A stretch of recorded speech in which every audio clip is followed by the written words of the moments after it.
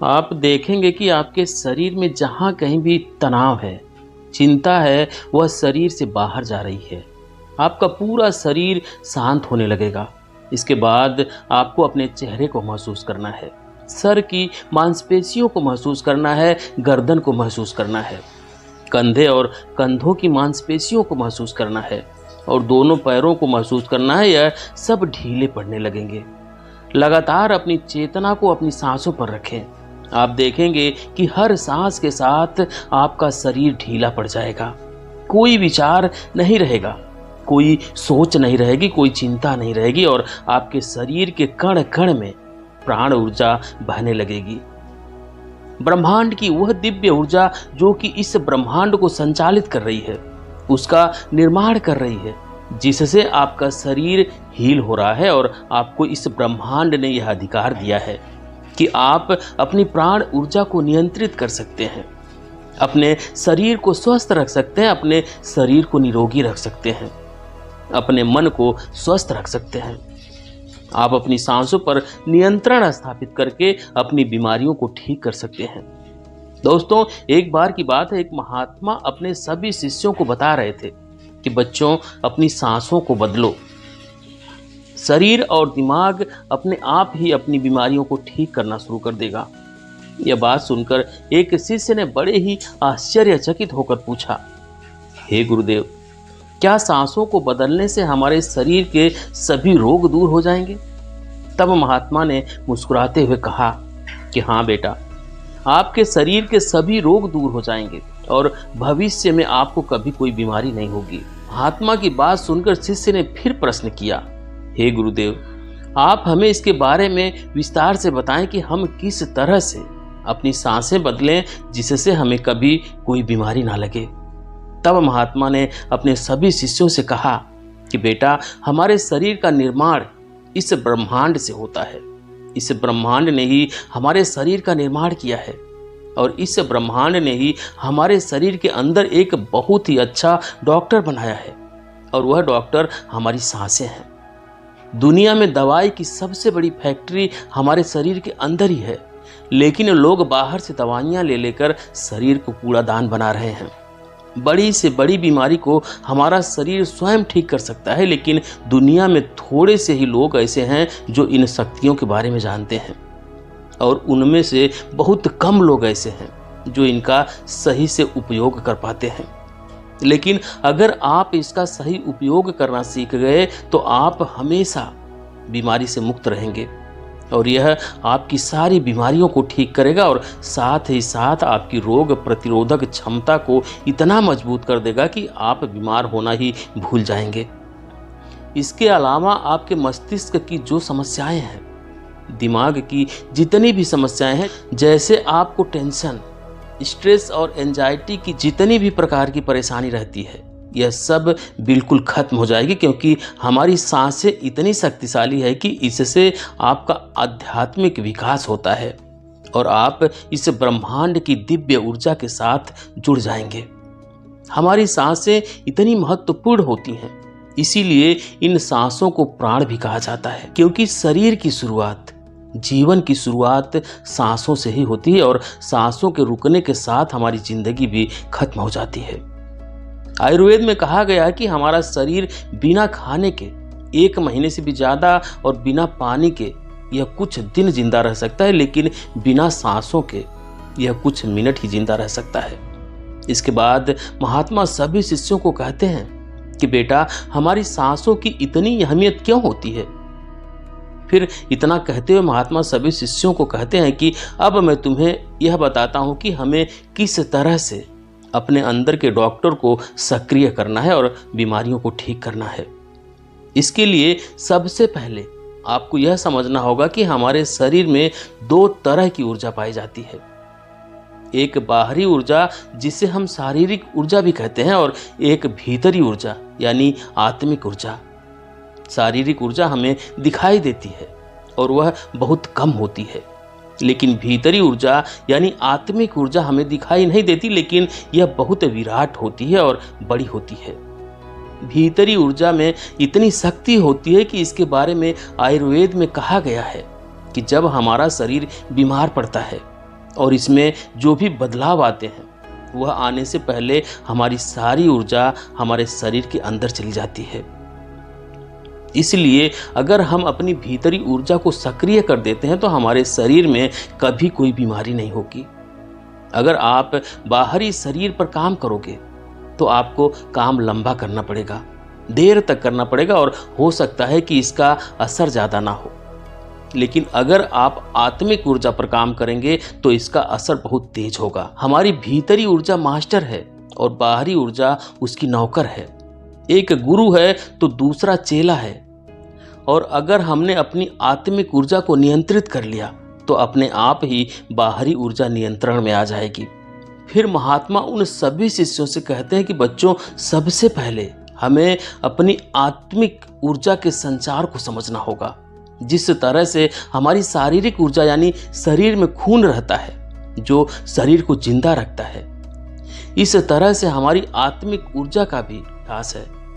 इसमें भी बहुत सारी नाड़ियां हैं जैसे शारीरिक ऊर्जा में होती है, और इन नाड़ियों के अंदर प्राण बहता है और यह प्राण ऊर्जा हमारी सांसें होती है।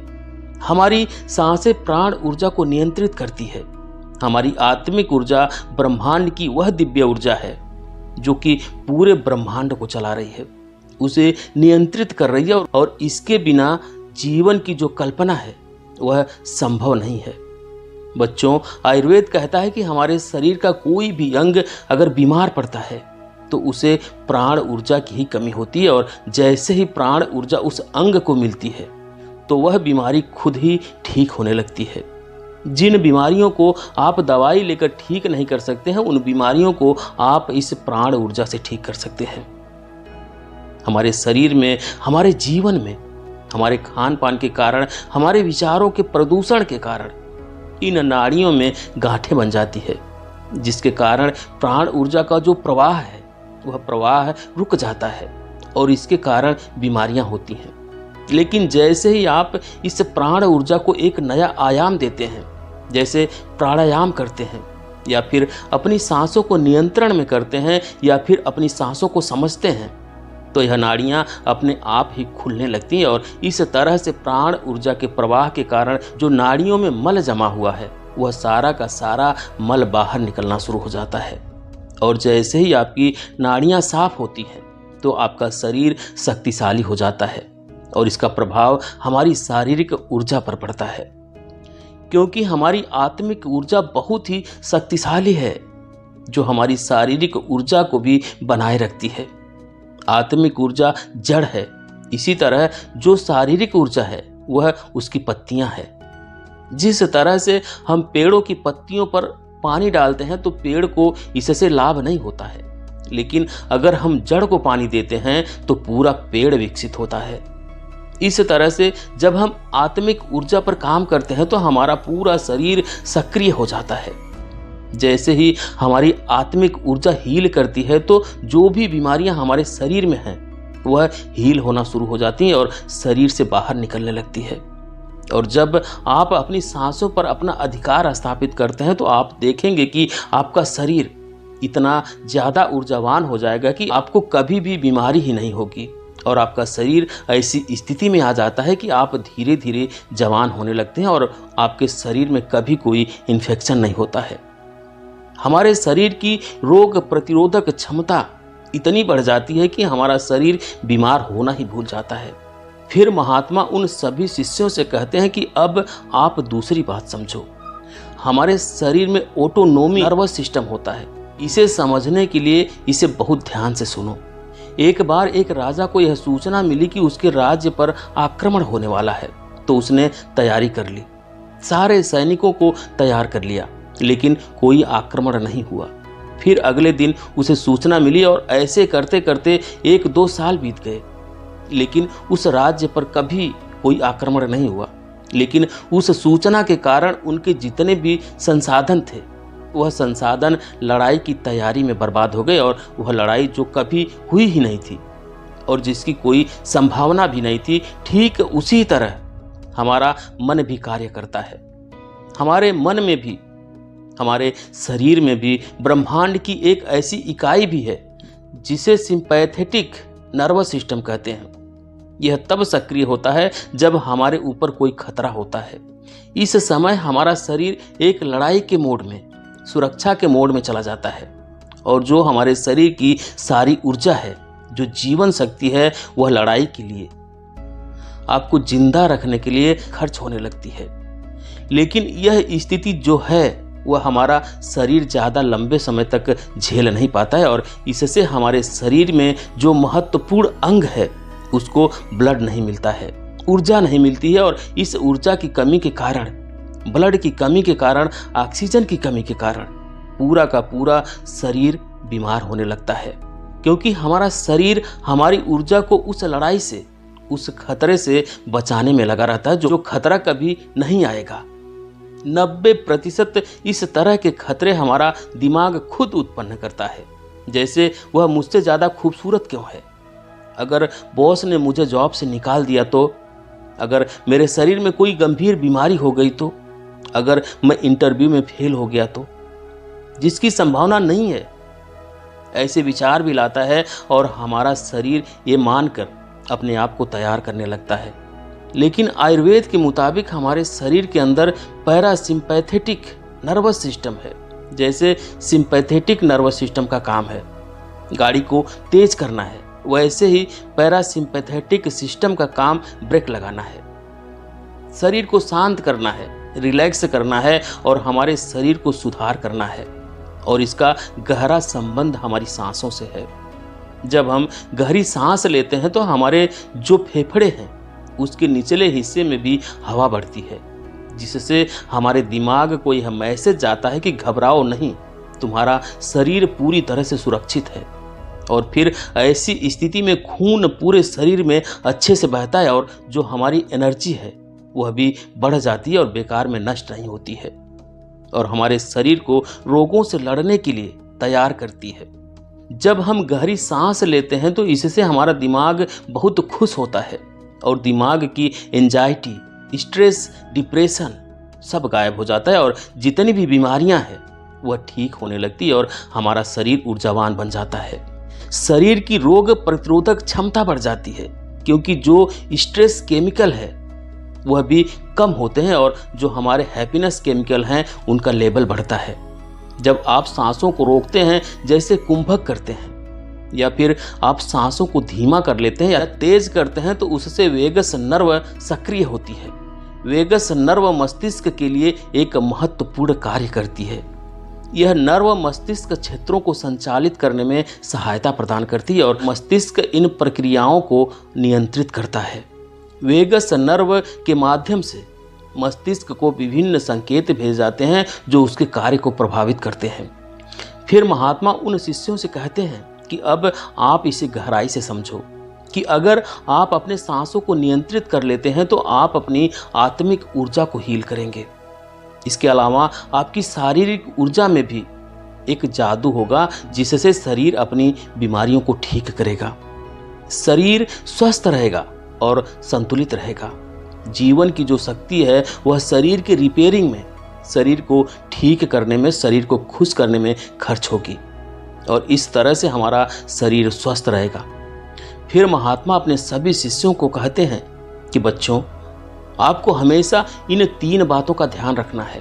पहली बात, हमें अपनी सांसों को समझना है। दूसरी, हमें अपनी सांसों पर नियंत्रण स्थापित करना है और तीसरी, हमें अपनी सांसों की गति को रेगुलेट करना है। अब आपको इसे कैसे करना है, इसे अच्छे से समझो। इसमें सबसे पहले अपनी सांसों की गति को तेज करना है।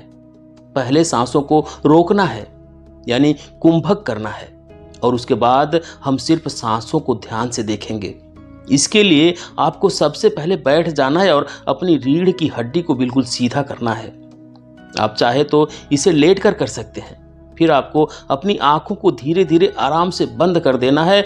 फिर अपने आसपास की आवाज़ों को सुनना शुरू करना है।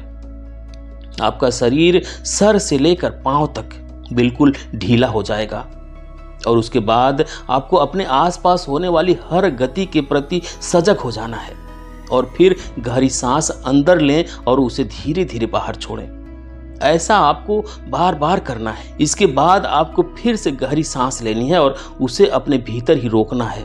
जितनी भी देर आप उसे रोक सकते हैं, और फिर उसके बाद उसको धीरे धीरे आपको बाहर छोड़ना है। आपको अपनी सांसें पेट तक पूरी गहराई से लेना है। इसके बाद फिर आपको अपनी सांसों को बाहर छोड़ देना है, और जब तक सांस नहीं लेनी है तब तक आप रह सकते हैं। इस प्रक्रिया के दौरान आपको अपनी आंखें बंद ही रखनी है और पूरे शरीर को महसूस करना है। इसके बाद आप देखेंगे कि आपके शरीर में जहां कहीं भी तनाव है, चिंता है, वह शरीर से बाहर जा रही है। आपका पूरा शरीर शांत होने लगेगा। इसके बाद आपको अपने चेहरे को महसूस करना है, सर की मांसपेशियों को महसूस करना है, गर्दन को महसूस करना है, कंधे और कंधों की मांसपेशियों को महसूस करना है, और दोनों पैरों को महसूस करना है। यह सब ढीले पड़ने लगेंगे।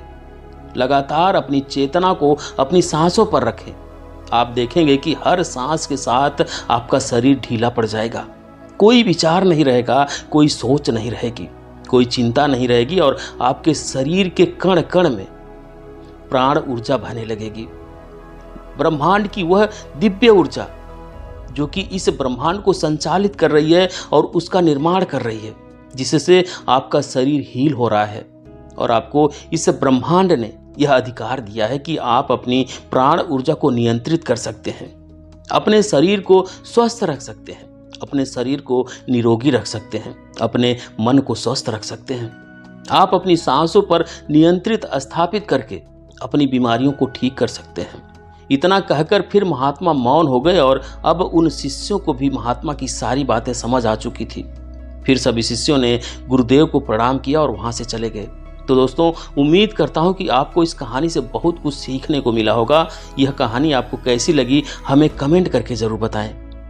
वीडियो को लाइक करें, शेयर करें, और चैनल पर अभी तक नए हैं, चैनल को सब्सक्राइब नहीं किए तो प्लीज़ चैनल को सब्सक्राइब करें, बेल आइकन भी प्रेस कर लें ताकि आने वाली सभी वीडियो का नोटिफिकेशन सबसे पहले आपको मिले। वीडियो देखने के लिए बहुत बहुत धन्यवाद।